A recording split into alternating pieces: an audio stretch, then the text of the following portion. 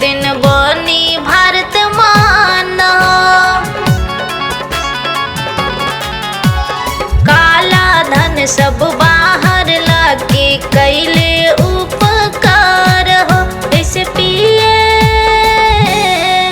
ऐसे पीएम मोदी कहले सब नेता लोग से महान हो।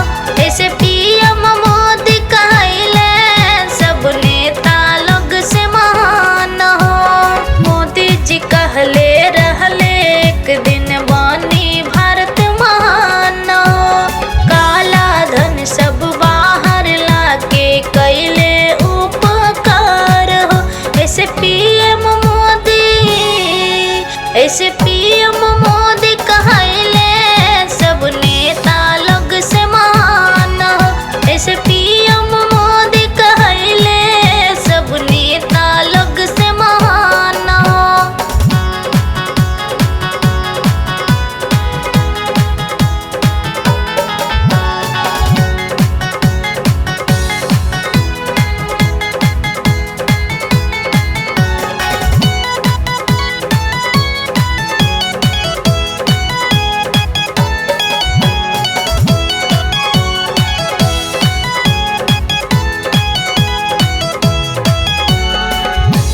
सवा हजारे बंद कैल रात रात हो।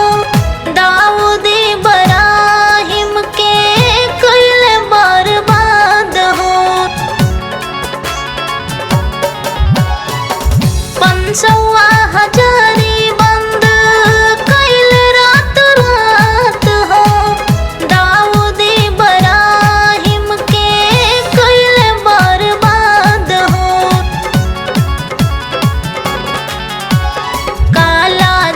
जब बाहर आई होई देश के विकास हो। काला धन जब बाहर आई होई देश के विकास हो। ऐसे पीएम मोदी कहले सब नेता लोग से महान हो। ऐसे पीएम मोदी कहले सब नेता लोग से महान हो।